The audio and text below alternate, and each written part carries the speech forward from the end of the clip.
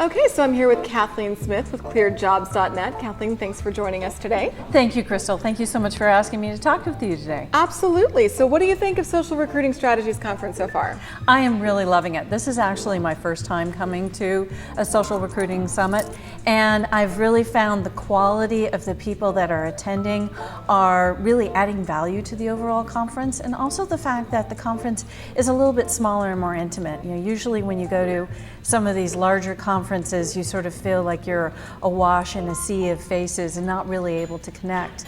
And I think that that's really important when you have such powerful presentations like Shally's this morning and Adam talking about recruiting metrics and really listening to all the case studies, to have the opportunity afterwards to come and really talk with your colleagues and sort of say, how did that fit for you?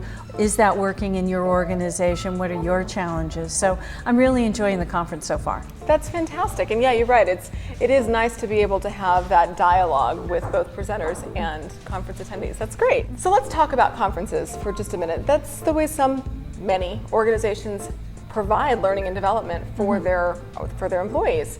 So how do you choose which ones to go to, and what do you look for?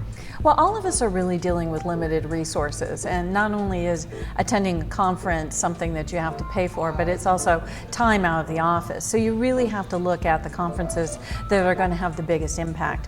So I really look at, one, who are the people who are going to be presenting, because a lot of times you'll look at a conference schedule and you'll see the exact same person presenting over and over and over again. There are fabulous people in our industry who are doing great presentations, but once you've heard the presentation once, it's time to move on to something else.